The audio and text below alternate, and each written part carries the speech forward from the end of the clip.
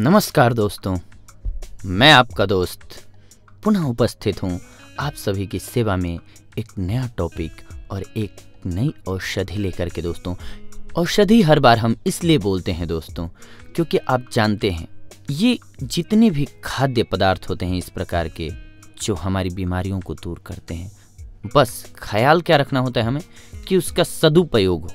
अति का न बोलता, अति का न चूप, अति की न धूप, अति की न छाँव, अति सर्वत्र वर्जयेत। जी हाँ दोस्तों, कहा गया है कि किसी भी चीज की जब अति हो जाती है तो अच्छा नहीं रहता है दोस्तों। ठीक वैसे जैसे हम कभी जाते हैं, नॉर्मली आपने देखा होगा कि धूप में जाते हैं, बहुत ज़्यादा धूप होती है तो नॉर्मली सभी के या यूँ कहें हमारे मुंह से एक आवाज़ आती है, बहुत ज़्यादा धूप है यार, बहुत गर्मी है। ठीक वैसे बारिश बहुत ज़्यादा होने लगी तो भी सेम यही बात होती है, मतलब कि अति किसी को भी नहीं पसंद है। तो अगर हमारा मेन पर्पस अभी ये बताने का ये रहा दोस्तों कि अगर हम इन खाद्य पदार्थों का समुचित उपयोग करें, यानी कि सही मात्रा में उपयोग करें, तो हम स्वस्थ रह सकते हैं। इसीलिए हम हर बार आप सभी के लिए जो इन खाद्य पदार्थों को औषधि के रूप में बोल करके प्रस्तुत करते हैं, इसकी मुख्य वजह यही है कि हर एक खाद्य पदार्थ एक औषधि का काम करता है, बस हमें यूज करने आना चाहिए कि कैसे इस्तेमाल करना है। आइए आज के हमारे टॉपिक पर आते हैं, तरबूज। जी हाँ, आज की हमारी औषधि है दोस्तों तरबूज।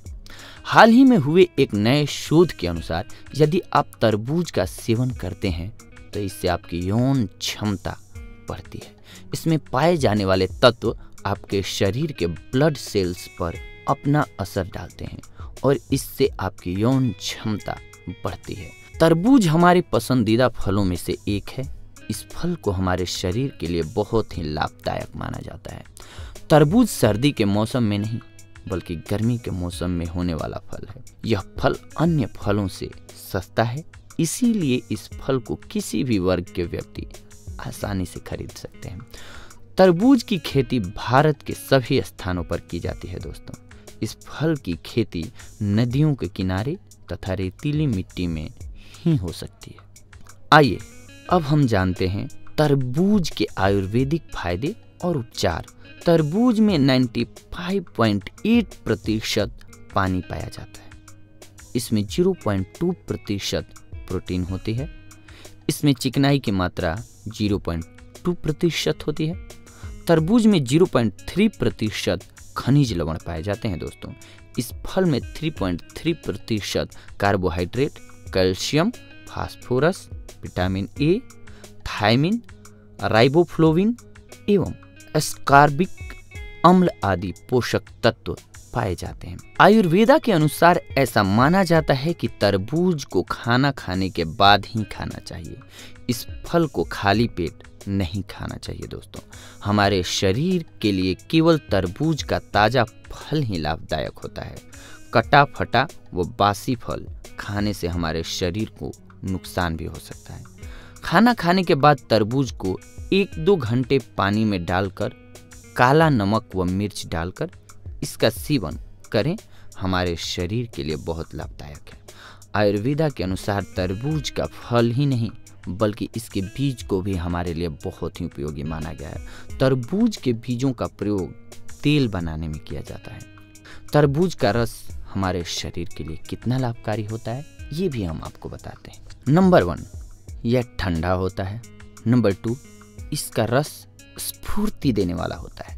तीसरा, तरबूज का रस अत्यंत स्वादिष्ट होता है तथा पौष्टिक पेय है। ये तरबूज हमारे शरीर के कई दोषों को भी नष्ट करता है दोस्तों, जैसे पित्त, वीर्य, वात, कफ। हम बादाम के तेल की जगह तरबूज के बीजों का तेल भी प्रयोग कर सकते हैं। आयुर्वेदा के अनुसार तरबूज के औषधीय उपयोग। जी हाँ दोस्तों, अब हम आपको बताने जा रहे हैं तरबूज के कुछ अन्य बेनिफिट्स।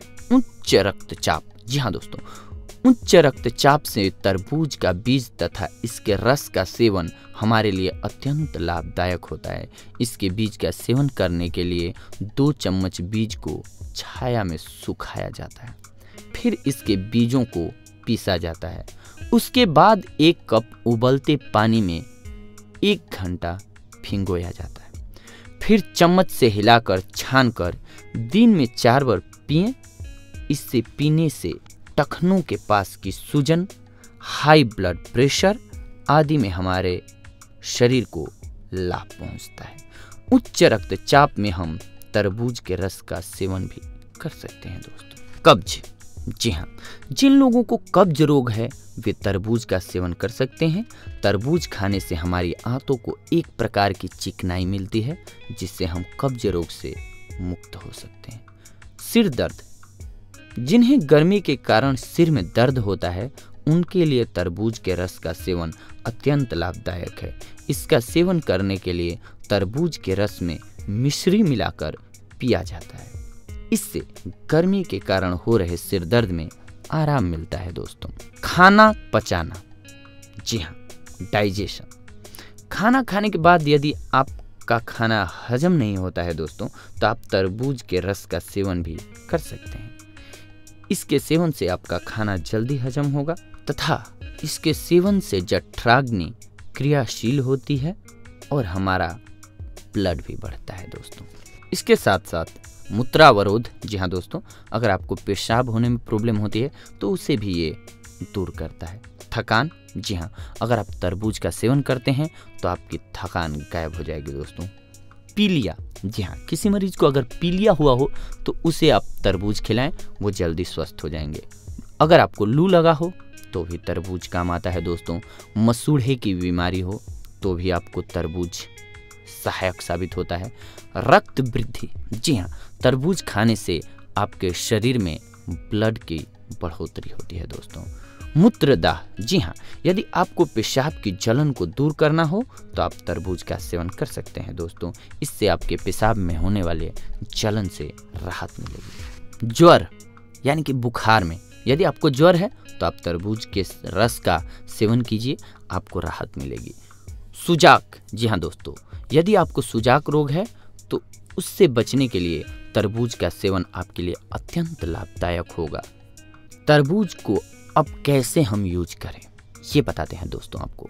तरबूज में छेद कर लें, उसमें 8 ग्राम कलमी शोरा और 60 ग्राम मिश्री भर दें। इसके बाद उसे बंद कर दें, उसे रात को खुले में रख दें। सुबह उसके अंदर से पानी निकालकर 1 सप्ताह तक पिएं। इसे पीने से आप सुजाक रोग से मुक्त हो जाएंगे दोस्तों।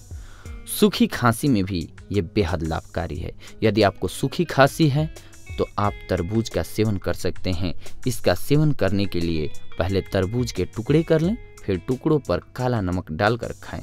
इससे खाने से आपकी खांसी बंद हो जाएगी दोस्तों।